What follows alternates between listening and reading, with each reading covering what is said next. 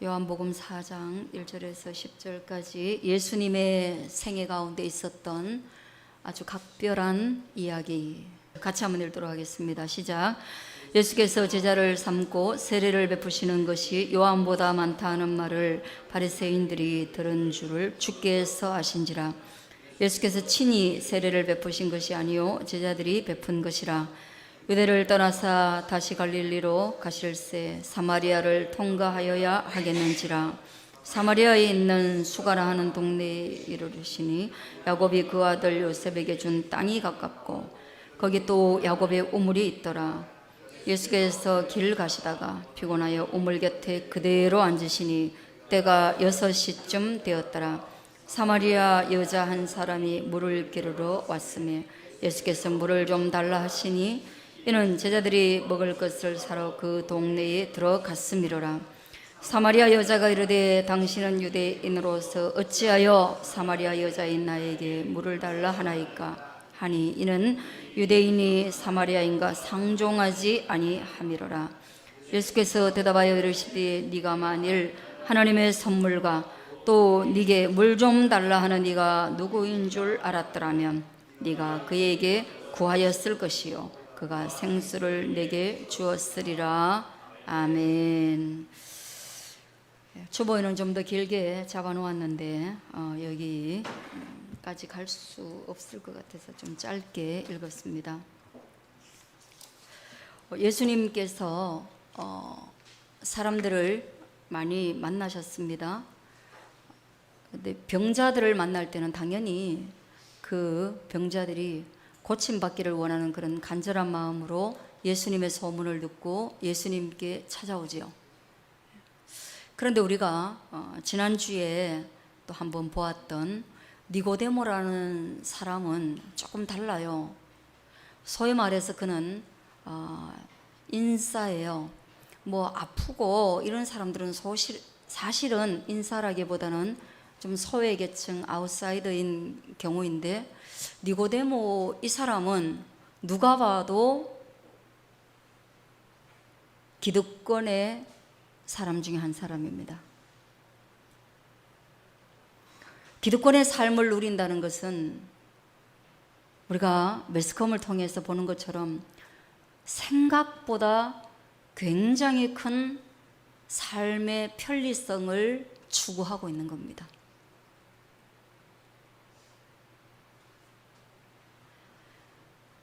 얼마 전에 우리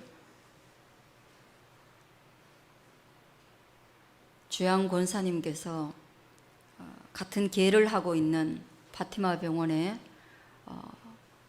안과 과장님 이야기를 잠시 하는데 의사예요. 오래된 의사죠. 의사다 보니까 딸이 그렇게 큰 스펙을 안 가지고 있음에도 불구하고 의사 사위를 맞을 수 있었다. 지금 이제 예식이 뭐 얼마 남았다 했던가? 예? 했어요? 또 나를 초대도 안 하고 했구나. 그래서 제가 그러신가? 아직도 그렇게 결혼하시는 분들이 있구나.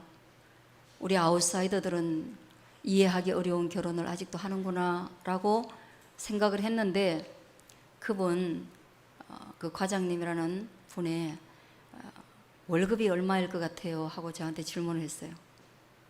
그럼 뭐 억대 연봉이라는 거는 일반인들도 지금 많이 있기 때문에 뭐 삼성, LG 이런 직원들도 많기 때문에 제가 뭐 억대를 그냥 부르기는 뭐하고 억대는 훨 넘을 것 같고 이렇게 이제 얘기를 했어요. 그랬더니만 한번 맞춰보세요 이래. 그리고 뭐 맞춰보라고 하니까 좀 많이 불러야 되겠구나 하고 좀 많이 불렀어요. 근데 아니요 더 부르시죠 이래요. 여러분도 많이 부른다 하면 한 2, 3천 부르겠죠, 그죠? 더 부르시죠. 그래서 내가 더부룩하게 불렀어요. 그런데 한 5천. 쉬는 날도 많아요. 그리고 그 5천 벌기 위해서 소위 말하는 일반 기업체 상인들 뭐 이런 막 그렇게 바쁘게 왔다 갔다 안 해도 되고 막 사정 안 해도 돼요. 그런 식으로 월 5천을 번다고 하면 사실 이게 장난이 아니잖아요, 그죠? 니고데모라는 사람이 인사이드에 있었던 그런 삶의 기득권 세력이었다라고 말하는 것은 어쩌면 그런 의미를 포함하고 있는 겁니다, 여러분. 그런데 그 사람이 뭐가 부족했을까? 뭐가 모자랐을까? 그래서 그 사람이 전전긍긍하며 들킬까봐 불안해하면서 밤중에 그 신예 예수님을 찾아가야 할 이유가 뭐였을까? 우리는 한번 아주 깊이 한번 고민해 봐야 되고, 예수님의 생애 시리즈 가운데 그 이야기가 등장한다라는 것은 우리에게 던져주는 의미가 어쩌면 크다, 그렇게 볼 것입니다. 그렇죠? 근데 오늘 본문에서는요, 그런 인사이드에 속하는 기득권의 사람이 아닙니다. 너무 높아서 우리가 바라볼 수 없는 니고데모 이야기를 적어놓고 그 뒤에 바로 이 사람 같으면 우리보다 훨씬 밑에 있기 때문에 내려다보기 뭐해? 이 사람하고 나하고 같은 선상에 놓고 비교하기 뭐해? 할 만한 그런 아웃사이드의 한 사람이 등장하는 거예요. 정말 대비되죠. 근데 중요한 건 뭐예요? 인사이드에 속한 이 사람은 예수님을 스스로 찾아갔습니다.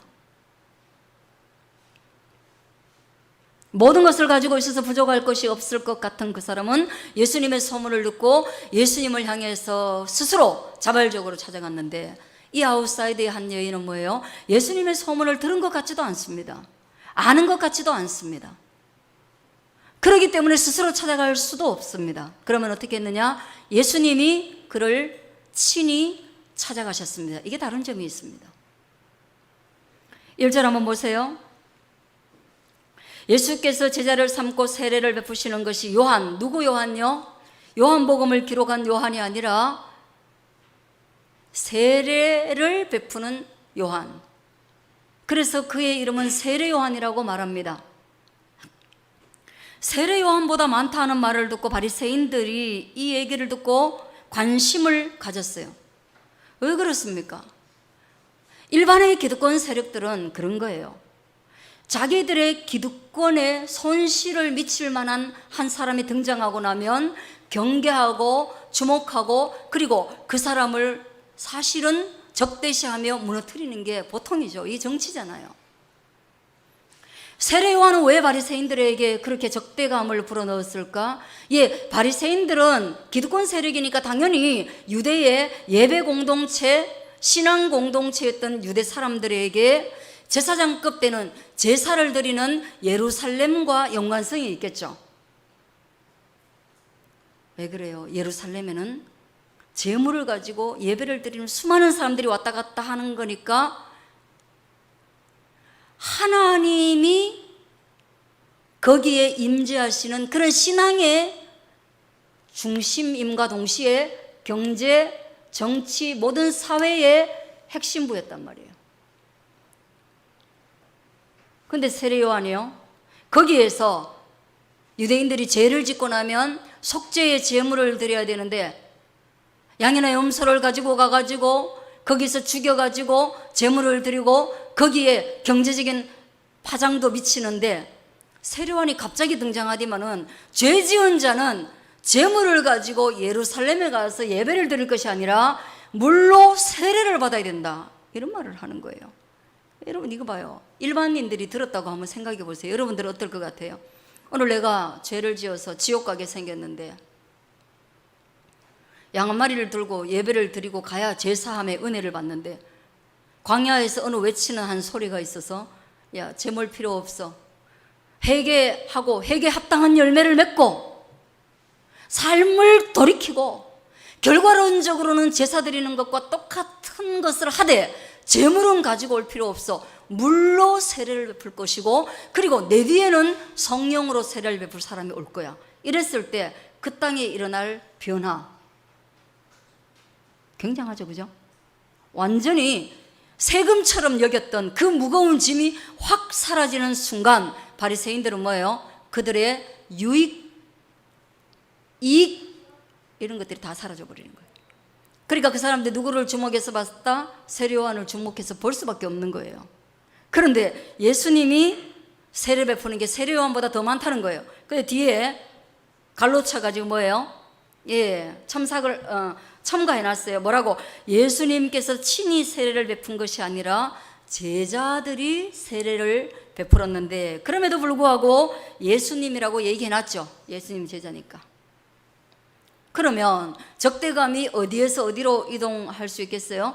세례 요한에게서 그 적대감은 예수님에게로 이동할 수 있는 그런 상황 속에 있었다. 그런 기득권에 니고데모가 속해 있었다는 거예요. 그래서 예수님은 그런 권력의 중심인 유대 땅을 떠나서 다시 어디로? 갈릴리로, 아래의 동네에 있다가 윗동네로 가야 되는데 그 중간에 사마리아를 통과해야 됩니다. 예전에 제가 한번 깊이 말씀드렸어요. 이 사마리아가 유대와 갈릴리 요 사이에 있는데 그 중간에 사마리아가 있는데, 이 사마리아 사람들은 혼혈족이라 그랬습니다. 나라를 빼앗겼을 때 이방의 사람들과 혼인을 통해서 태어난, 우리로 말하면 다문화인이죠.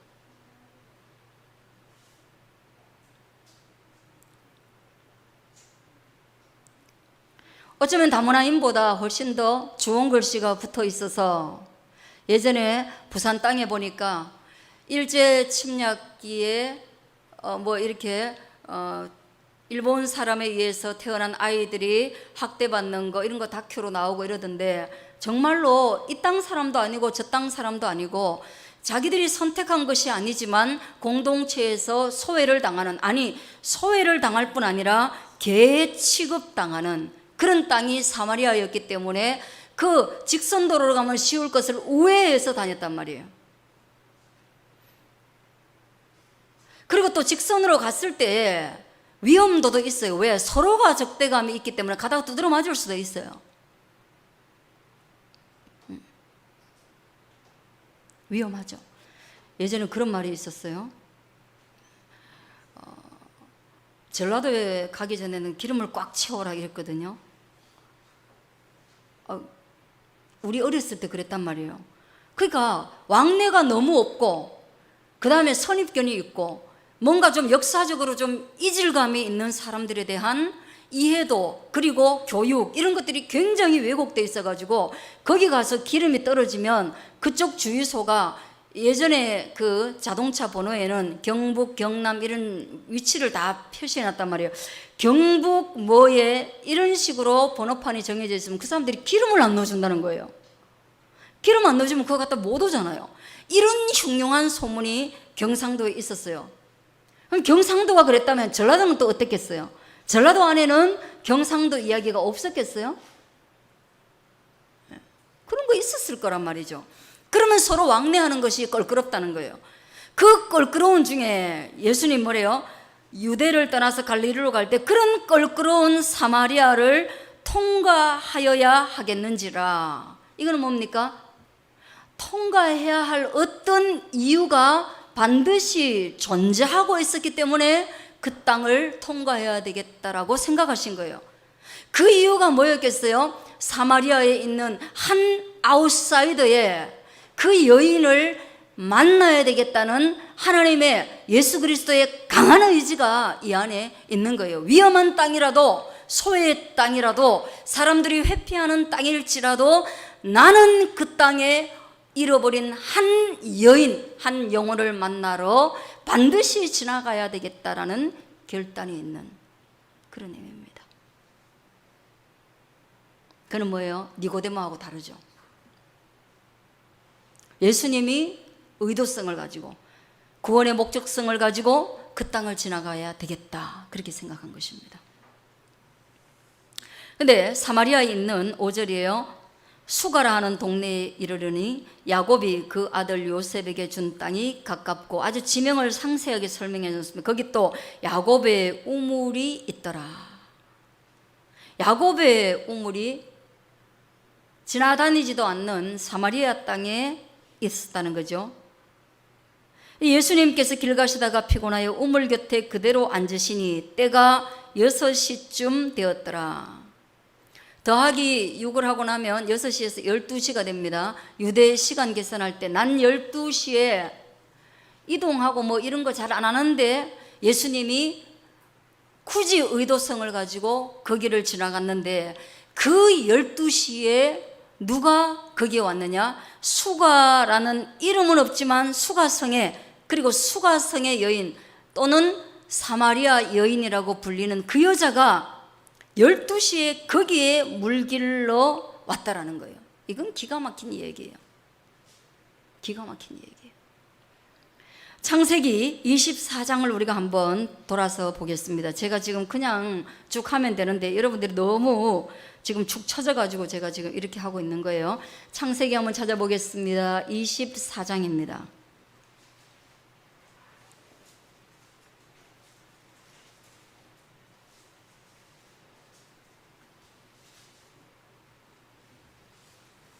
(24장) 11절 한번 읽겠습니다.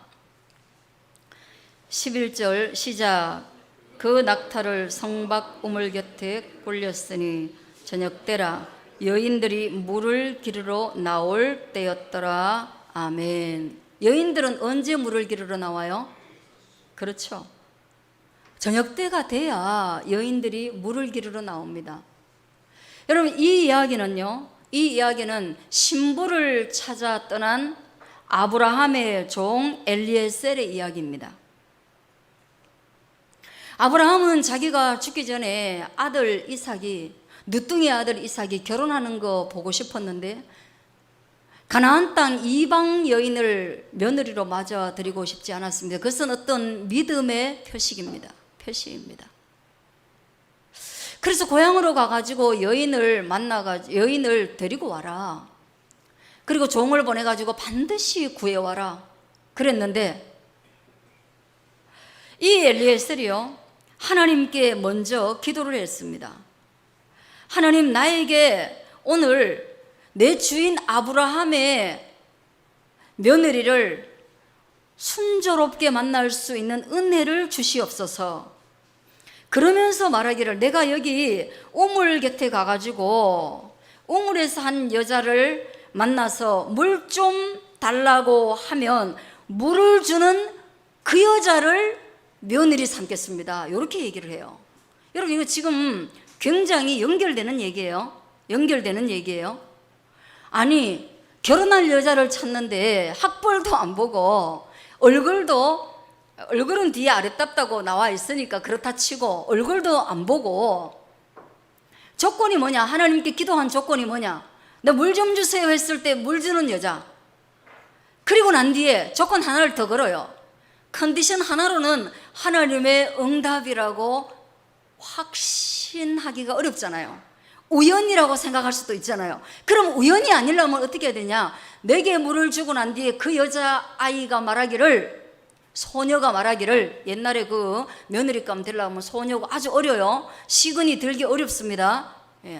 10대 초반의 여자일 수 있겠죠. 그 아이가 내가 당신이 끌고 온 낙타들에게도 물을 먹여 줄게요 하고 말하면 두 가지 조건이 완성되면 내가 이 사람이 하나님이 맺어주시는 내 주인의 며느리 이삭의 와이프로서 충분하다고 생각하고 그녀를 데리고 가겠습니다. 가지고 온 지창금, 코걸이하고 이 손거리를 줘가지고 이렇게 맺어주겠습니다. 그렇게 되는 거예요.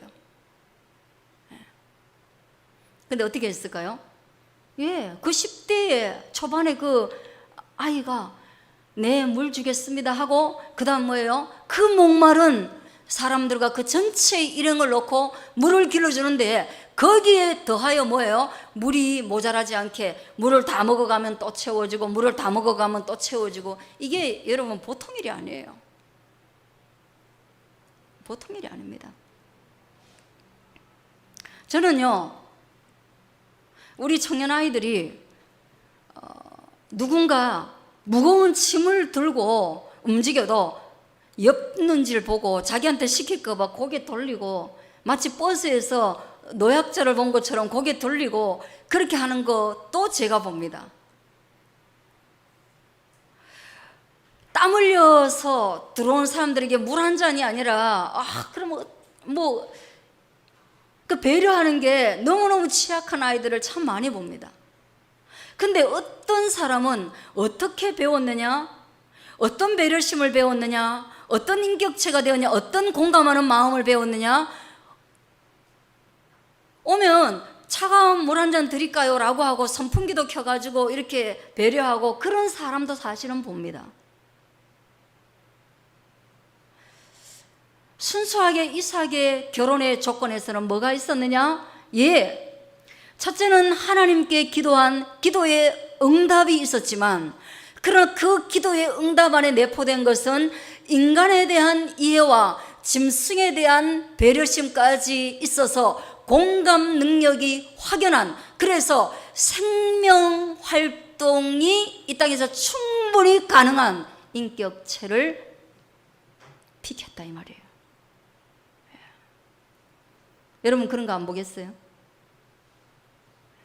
우리 그런 거 안 보겠습니까? 봤습니다. 이런 시간대에 와야 되는데요.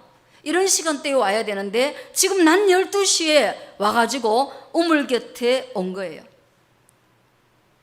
그러면 뭡니까? 한번 똑같이 해보는 겁니다. 예수님이 그 창세기의 이야기와 똑같이 해보는 겁니다.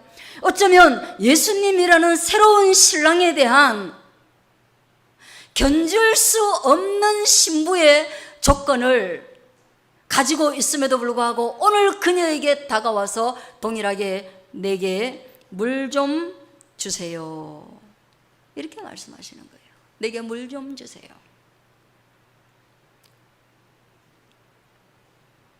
사람의 낯을 피해서 낮 12시에 우물에 물기로 왔어요. 사람의 낯을 피해야 할 만큼 이 여인의 인생이 부끄러운 인생일 수 있고, 이미 사마리아가 소외되어져 있었는데 그 사마리아 안에서도 더 소외되었으니까 극극 빈곤층이며 극극 소외계층이란 말이에요. 극단의 소외계층이에요.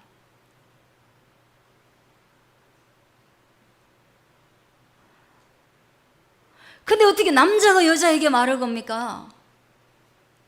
사마리아 남자도 아닌 유대인 남자가 나에게 말을 겁니까? 살다가 나는 이런 일을 본 적도 없고 이런 일에 어떻게 대처해야 되는지도 모르겠습니다. 너무 경우에 어긋나는 일이고 너무 이변이기 때문에 어떻게 해야 될지를 모르는 거예요. 그래서 사마리아 여자가 물을 주는 대신에 이런 말을 합니다. 9절 한번 같이 읽어볼까요? 사마리아 여자가 이르되 당신은 유대인으로서 어찌하여, 같이 읽습니다. 사마리아 여자인 나에게 물을 달라 하나이까. 그게 뭐 유대인이 사마리아인과 상종하지 아니함이로라.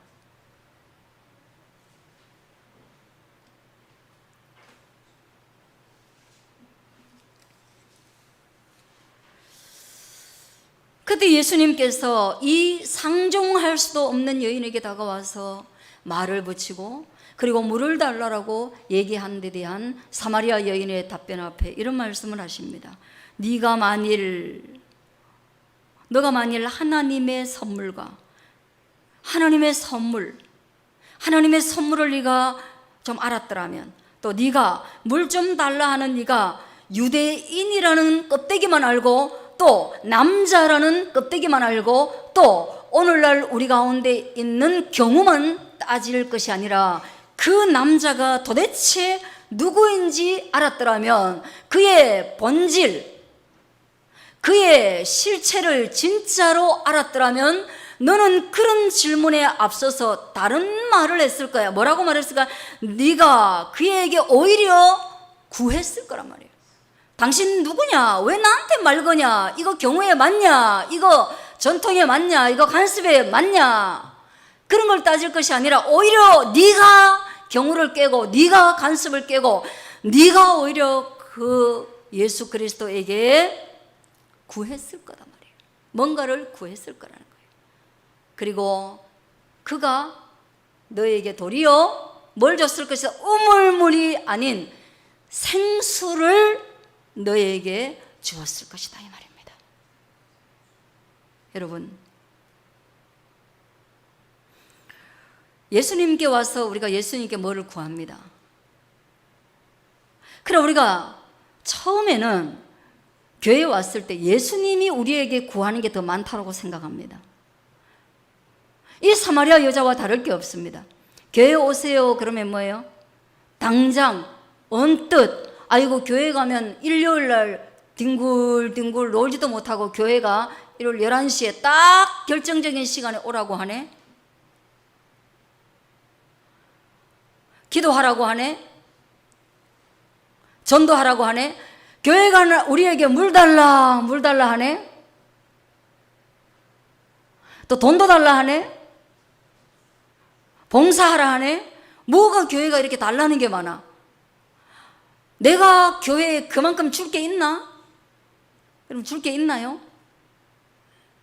그래, 이 본문에 그대로 대입해가지고 한번 생각해 보시면, 네가 만일 교회가 어떤 선물을 주는 곳인지 네가 알았더라면 오히려 너는 교회에 와서 구하였을 것이다. 나에게 달라고 한다라고 투정하거나 불편해하거나 이게 맞냐라고 질문할 것이 아니라 교회에 앉아서 네가 구하였을 것이다. 무엇을?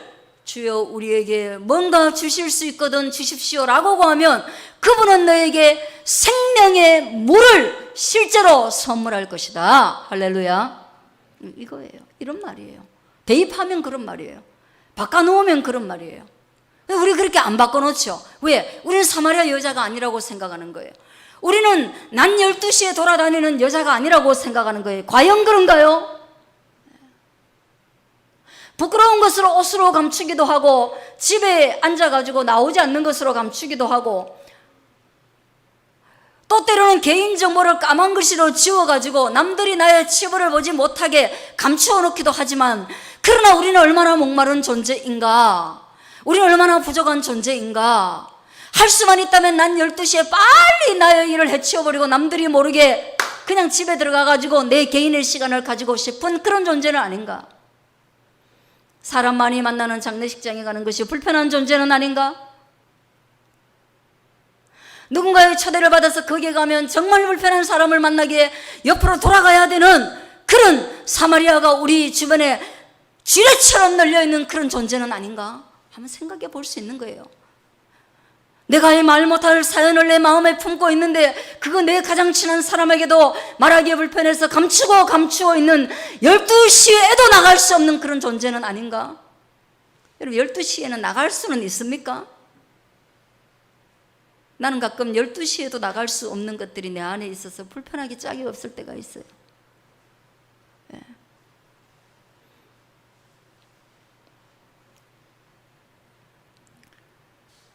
근데 우리가 예수님 앞에 예배에 나왔을 때는 우리는 그분께 구해야 한다는 것입니다.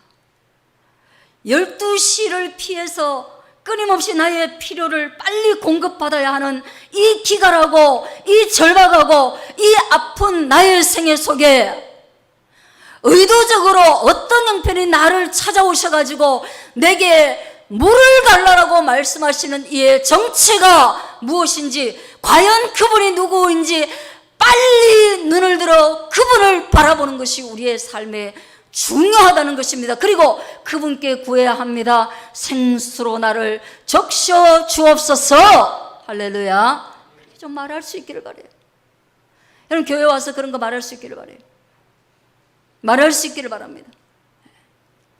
어떤 사람들은 교회 와서 기도할 때 성공을 위해서 기도하면 안 된다라고 말합니다.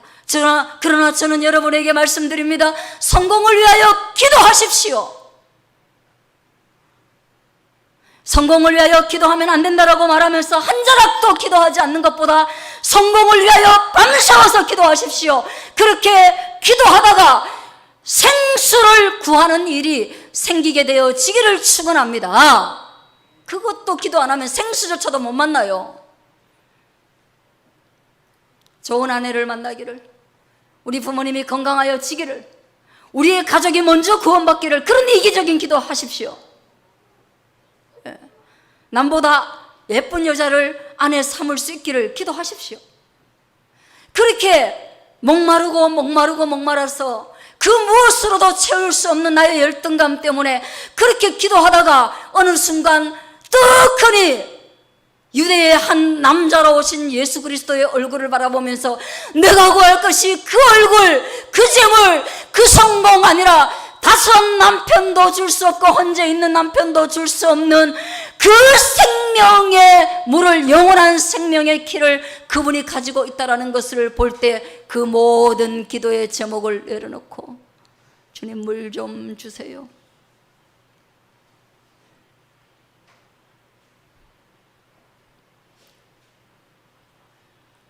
내가 당신을 어떻게 예배할 수 있습니까? 내가 어디에서 예배할 수 있습니까?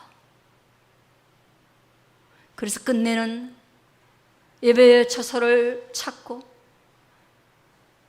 정말 기도의 제목을 찾고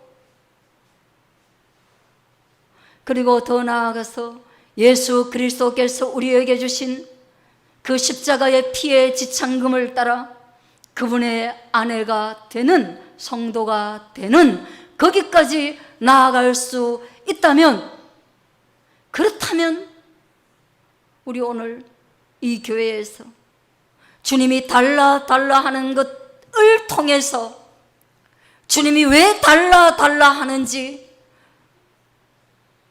그분이 주기 위해서 달라 하는 그 내용을 깨닫는 한 신실한 성도가 되지 않을까.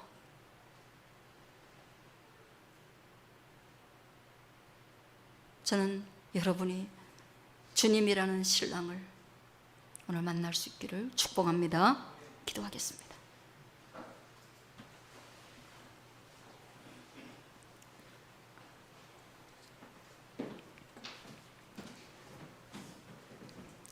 자, 여러분, 우리 숨기고 싶은 거 많습니다. 저도 그렇고 여러분도 숨기고 싶은 거 많습니다. 비밀도 많습니다. 그 비밀에 근접한 이야기가 나오기만 해도 저 사람이 혹 내 비밀을 아는 게 아닌가, 저 사람이 상처받으면 어떡하지, 그럴 수 있습니다. 그러나 한번 주님께는 말해야죠. 주님께는 오픈해야죠. 주님이 우리를 치료하러 오셨는데 환부를 보여주지 않으면 어떡합니까, 여러분? 이가 썩었는데 입 벌리라고 하는데 입 안 벌리면 어떻게 치료를 합니까?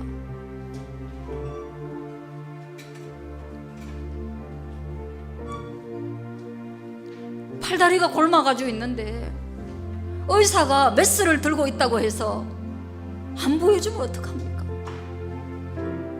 사마리아 여인은 적어도 용기 내서 자기의 정체를, 그 부끄러운 정체를 드러냈습니다. 누구에게? 사람에게 드러낼 수 없는 이 정체를 예수님께 드러냈습니다. 사람에게 드러낼 수 없기 때문에 12시에만 움직였는데, 난 12시에만 움직였는데, 그러나 유대인 한 남자인 예수님께는 오픈했습니다. 그것이 적어도 사마리아 이 여자가 가지고 있는 용기입니다. 그런 용기 있으세요? 그 용기 없으면 오늘 주님의 사랑 앞에 사랑을 받아야 됩니다. 신뢰를 받아야 됩니다. 예수님의 신뢰, 예수님의 사랑 받으면 그런 용기가 생깁니다. 우리 같이 한번 기도하겠습니다. 주여, 주여, 주여 주옵소서. 주여 주옵소서. 주여, 주여, 주여. 아멘. 주여. 아버지, 아버지, 아버지요, 이 낮에 12시에만 다니는 이 세대를 불쌍히 여겨주옵소서. 너무나 풍요함에도 불구하고 한 사람은 한밤에 다니고 한 사람은 한낮에 다니는 이 존재의 목마름은 십자가 외에는 없음을 우리에게 가르쳐줍니다.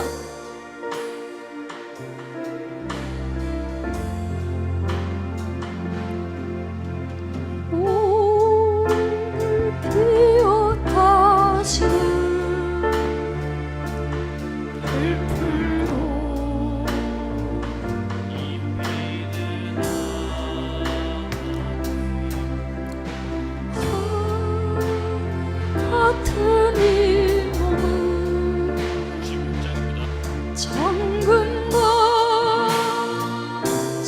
하시네. 다시 한번 오늘 피었다지는 오늘 피었다지는 여러분 들풀도 이 피는 주님을 만나십시오. 하물며 같은 이 몸을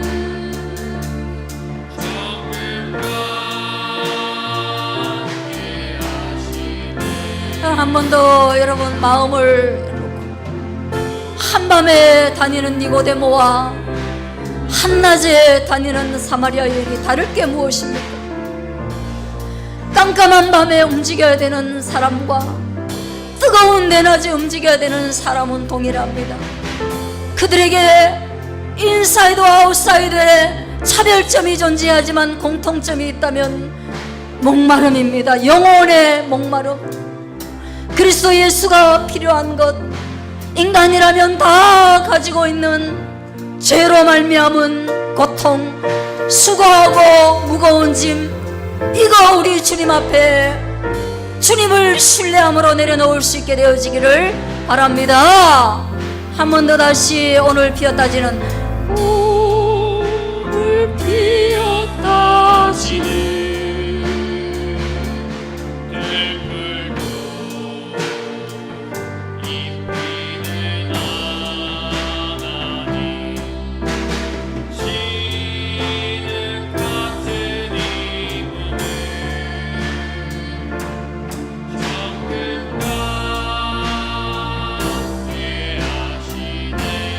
다시 한번 오늘 피었다지는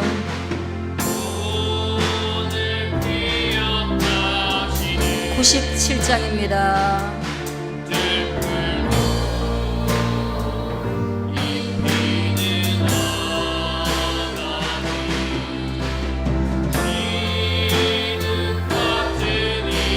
주여, 여러분 오늘 우리 혼자 전전긍긍하는 거 아닙니다. 나만 인생에 시달려 있는 거 아닙니다. 나만 힘든 거 아니에요. 예, 니고데모도 힘이 들고 사마리아 여인도 힘이 듭니다. 여러분 나에게만 비밀이 있는 게 아닙니다. 나만 정말로 아픔이 있는 게 아닙니다. 나만 실패에 고통에 시달리는 것이 아닙니다. 나만 열등감에 휩싸여 있는 것이 아닙니다. 나만 숨기고 싶은 가족사가 있는 게 아닙니다. 나만 그런 게 있는 게 아닙니다. 우리 모두에게 있습니다. 여러분 그걸 예수님은 아셨어요. 니고데모 사마리아 여인을 통하여서 전 인류를 보여주는 것입니다. 그 마음으로 우리 같이 한번 찬양합니다.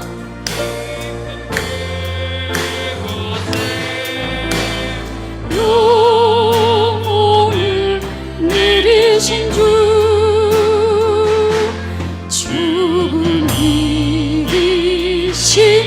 영원한 생명을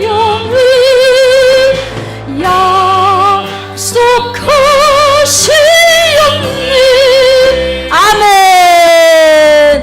오늘 피었다지